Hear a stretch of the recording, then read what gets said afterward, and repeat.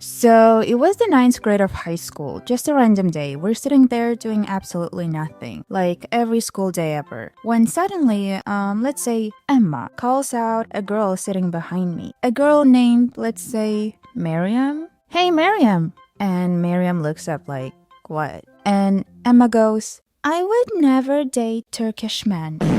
What was the reason to say that? You're the only Turkish girl in our class. Why did you say that? Hey, that's an inside thought. At the time, I still considered Emma a decent girl, and everyone sitting there were flabbergasted by what she just said. What?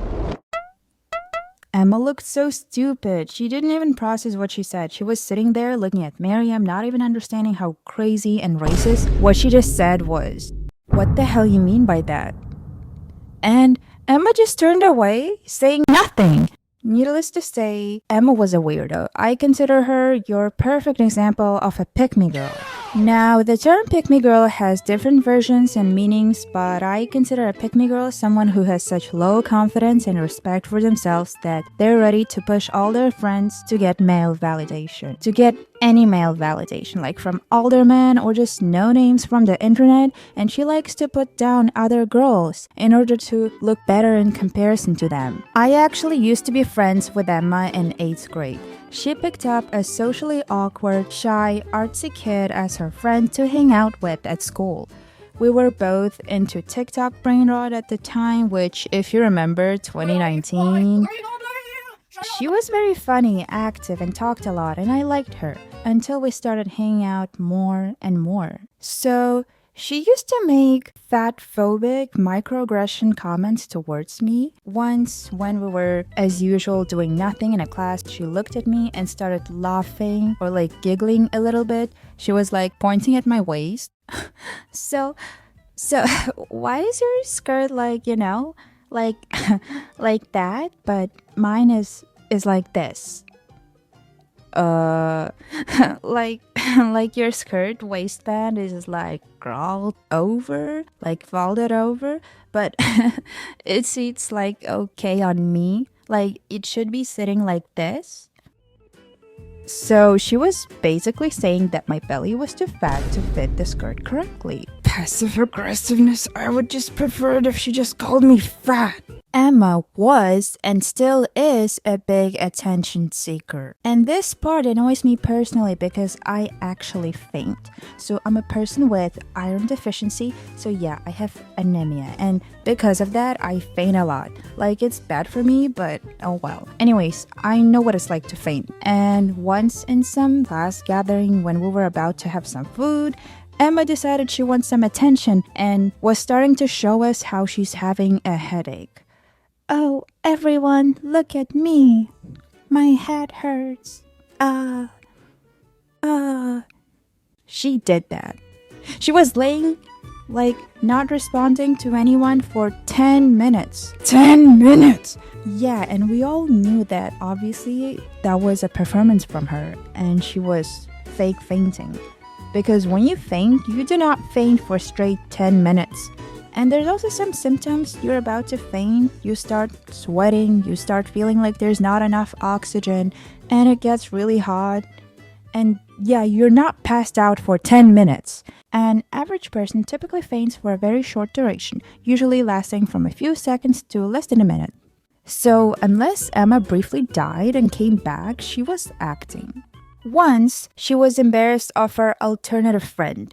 So one of her classmates, Luna, was hanging out in a mall by herself as she saw Emma walking with some boy. And of course, as her classmate, she wanted to say hi to her. And Luna is an alternative fashion girl. You know, she has piercings, cool dyed hair, and just very interesting and alternative fashion style. And as soon as she called out Emma there, "Hey Emma," Emma didn't respond and tried to act as if she didn't know her.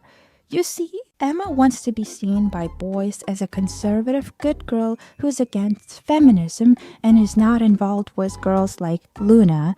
Yeah, she was embarrassed by Luna and tried to drag that boy away with her and just act like nothing happened. Worst is that Emma will never admit to all these accusations. she will just brush it off as if it never happened or as if we just misinterpreted everything. So, in 7th grade, there was this one math teacher in his 30s who wasn't even our math teacher, but for elder grade. And Emma would constantly talk about Mr. Albert. She would follow him around at school and just gather some information about him for some unknown reason. We all thought it was weird, obviously. Like, she was kind of stalking him. But when she's asked if she has a crush on him, she would shake her head and deny everything. Like, okay, sure. So one day, a crazy situation happened to me with Mr. Albert. My older sister picked me up after school and we had some McDonald's. After that, it started heavily raining and the Uber home was way overpriced and expensive. So my sister tried to get a taxi in an old-fashioned way. She was waving close the road while I was waiting under the tree behind her. Some car stopped and when I hopped in, it was Mr. Albert? Huh? Does he do taxi as a part-time job, or did he notice our school's uniform on me and felt pity and decided to help our asses? I knew him. He knew I was a student at our high school, but we didn't say anything, and my sister didn't even notice anything weird. And the next day at school at lunch, I'm obviously telling everybody what happened. Like, guys, you will not believe what happened to me. And the moment I say Mr. Albert, Emma's head turns like a fucking O. And she immediately joins like, was it actually him? What car was it? Did you see his car number? I wish it was me. Let's stop right there, because why are you asking weird questions like... Emma is the most performative person I've ever met. She's exactly the type to have matcha and some literature book at school. She was, of course, dreaming of becoming a nurse. Wow, nurses are mean girls. How surprising. She would fucking always performatively have her surgeon book in class, never seen her reading it, and I'm in the class all the time. She has the most performative Instagram ever. She was like on her Instagram an Olympiad student who likes to study. She is ranked the worst among our parallel. She is a pick-me. She's a male-centered pick-me girl because she puts down other girls to make herself feel above. She does it a lot. Oh, also, Emma started dating the guy who was an ex-boyfriend of our good classmate, and that ex-boyfriend of hers cheated on our classmate, and Emma knew that, and she was still dating the guy, and she had the nerves to post him on her Instagram. That's just for another video.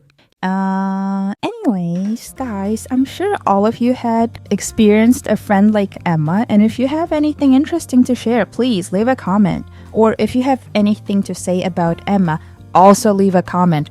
Or if you disagree with some of my takes in this video, also leave a comment. Thank you, and also subscribe and like this video. Yeah, and for the people who are watching me from the recent or old videos, so I changed my channel's name from Mordiavel to just Bota, because I felt like just using my actual name would be easier for people to remember me. Bota is my real name, B-O-T-A, Bota. But if I get popular, you'll be able to say I remember her when she was still using Mordiavel as her channel name or something. By the way, I finally have socials now. I'm still not managing them, but I have it at least. Finally, have been promising them since the first video. So you can find them in my description.